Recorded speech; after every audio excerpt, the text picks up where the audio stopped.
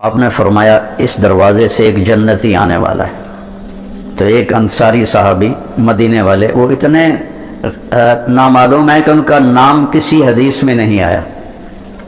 ان کے ہاتھ میں جوتا تھا اور داڑھی میں وضو کا پانی تھا۔ وہ آ کے بیٹھ گئے، کسی نے بتایا بھی نہیں کہ تیرے بارے میں اللہ کے نبی نے یہ کہا۔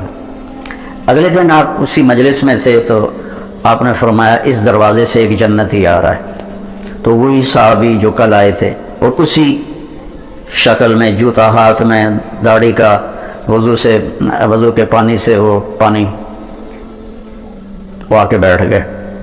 تیسرے دن آپ نے فرمایا اس دروازے سے ایک جنتی آ رہا ہے، پھر وہی صحابی۔ تو اس مجلس میں ایک صحابی ہیں جو 3 دن سے بیٹھ رہے تھے، ان کا نام ہے عبداللہ بن عامر۔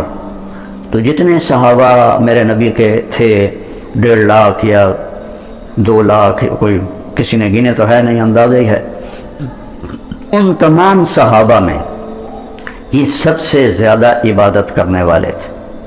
ان سے زیادہ کوئی عبادت والا نہیں تھا۔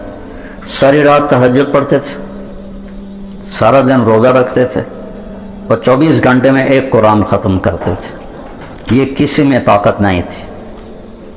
ان کے باپ نے شادی کی تو بیگم سے کہنے لگے میں 2 نفل پڑھ لوں، اور نماز کی نیت باندھی اور چل سو چل کئی گھنٹے گزر گئے۔ تو اس کی بیگم نے کہا اس کو تو لگتا ہے میرا خیال ہی کوئی نہیں۔ اس نے بھی وضو کیا اور اس نے بھی پیچھے نماز کی نیت باندھ لی۔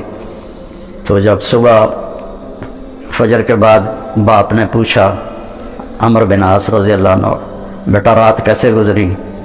کہا جی الحمدللہ نفلوں میں گزری۔ کو تیرا ستیہ ناس ہو، میں نے تیری شادی اس لیے کی تھی کہ تیری رات نفلوں میں گزرے۔ جا کے اللہ کے نبی کو شکایت کی انہوں نے کہ اس کا یہ حال ہے۔ تو وہ اس لیول کی ان کی عبادت تھی۔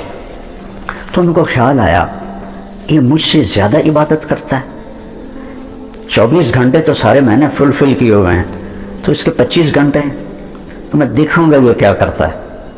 تو اگلے دن وہ ان کے پاس چلے گئے اور کہنے لگے چچا جان میرے ابا مجھ سے ناراض ہیں، تو میں 2-3 دن آپ کے پاس گزار لوں؟ ان کا بیٹا بالکل ضرور آ جاؤ۔ تو وہ اب عشاء کے بعد وہ جلدی سے انہوں نے چادر اوپر لی اور اس میں تھوڑا یوں سوراخ بنا کے نا ان کو دیکھنے لگے کہ اب یہ کیا کرشمہ کرتے ہیں۔ وہ ساری رات کا لمبا سجدہ کریں گے یا ساری رات کا رکوع کریں گے یا ساری رات روتے رہیں گے، کیا کریں گے؟ تو ایسے دیکھ رہے۔ وہ آئے اور سونے کی دعا ہے رات کی، اللہم بسمک اموت و احیا، انہوں نے دعا پڑھی اور تھوڑی دیر بعد ان کے خراٹے شروع ہو گئے۔ اب یہ انتظار کر رہے کہ ابھی اٹھیں گے ابھی اٹھیں گے ابھی اٹھیں گے، حتیٰ کہ فجر کی اذان ہوئی اور یہ انتظار اور وہ اذان پہ اٹھے۔ تب یہ حیران پریشان ہو گئے کہ یہ چاچے نے تو 2 نفل تہجد بھی نہیں پڑھے، تو جنت کی بشارت کہاں سے مل گئی؟ اب اللہ کے نبی کی بات بھی غلط نہیں ہو سکتی، اور آگے چاچا جی کا بھی عمل کوئی نظر نہیں آ رہا، ساری رات ستا پیا۔ تو انہوں نے کہا اچھا ایک رات اور دیکھوں گا۔ اگلی رات عشاء کے بعد انہوں نے وہی کام کیا، چادر اوپر لی اور ایسے کر کے، بیچارے کتنے تھکے ہوں گے، یوں کر کے دیکھ رہے۔ وہ آئے اللہم بسمک اموت و احیا اور او گئے۔ وہ ساری رات سونے میں گزار دی۔ فجر کی نماز اذان پہ اٹھے۔ اب ان کی حیرت اور بڑھ گئی کہ اس زمانے میں تو منافق تہجد نہیں چھوڑتے تھے، تو ان کو تو جنت کی بشارت ملی پڑی ہے، یہ تہجد بھی نہیں پڑی اور جنت کی بشارت۔ اچھا ایک رات اور دیکھوں گا۔ پھر تیسری رات وہی تماشا انہوں نے کیا، انہوں نے بھی وہی تماشا کیا، سیم انہوں نے اپنی سونے میں رات گزاری، یہ ان کو چیک کرنے میں لگے رہے۔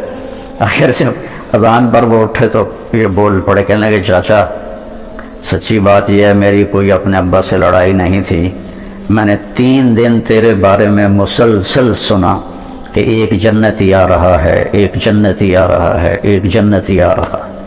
اللہ کے نبی نے تیرے بارے میں فرمایا، تو میں دیکھنے آیا تھا کہ آپ کیا کرتے ہیں، تو آپ تو ساری رات سوتے رہتے ہیں، تو یہ کیا چکر ہے؟ اللہ کے نبی کی بات بھی غلط نہیں ہو سکتی، وہ تیرے پاس پلے بھی کچھ نہیں ہے جس کو وہ سمجھ رہے تھے کہ کچھ بندگی عبادت، کہنے لگے بھتیجے یہی ہے جو تو نے دیکھا ہے اور میرے پاس کچھ بھی نہیں ہے. تو وہ نہ بوجھل قدموں سے واپس، چونکہ وہ دو چیزوں کو آپس میں جوڑ بٹھانا ان کو نظر نہیں آ رہا کہ ادھر جنت کی بشارت ہے، ادھر ساری رات کا سونا ہے. جب میں نے پہلے بتایا کہ اس زمانے میں تو منافق تہجد نہیں چھوڑتے تھے کہ پتہ نہ چل جائے، تو یہ ساری رات سو کے یہ کیسے جنت کیسے مل گئی. جب وہ دروازے تک پہنچے نا تو کہنے لگے بھتیجے ادھر آؤ تو میں اندر کی بات بتاؤں. تو انہوں نے کہا جی بتائیں. تو کہنے لگے یہ جو دل ہے نا اس میں کسی کی نفرت کوئی نہیں، اس دل میں کسی کی نفرت کوئی نہیں، اور مجھے کسی سے حسد کوئی نہیں ہے. اللہ جب کسی کو کوئی نعمت دیتا ہے تو مجھے کبھی حسد نہیں ہوا، اور اس زبان سے میں نے کبھی کسی کو تکلیف نہیں پہنچائی. تو وہ ایسے کھڑے تھے نا، تو ان کا جو حدیث میں تو یہ ایکشن نہیں ہے لیکن تھوڑا عربی سے مناسبت کی وجہ سے جو ان کا جو باڈی ریئیکشن ہوا وہ میں آپ کو دکھانا چاہتا ہوں. تو وہ کہنے لگے ہوا ہوا اچھلے اگو پھٹا تھوڑا ہے نہیں تو میں ڈائے نہ کھاؤں. تو کہنے لگے ہوا ہوا یہی ہے، اور آگے کرنے لگے یہ ہمارے بس میں نہیں ہے. تو اللہ کے بندوں سے دل صاف رکھنا. اپنے گھروں میں اگر آپ کئی میاں بیوی آئے ہوئے ہیں، اپنے گھروں میں خوشی دیکھنا چاہتے ہو تو وہ پیسے سے نہیں آئے گی، وہ آپ کے اچھے اخلاق سے آئے گی.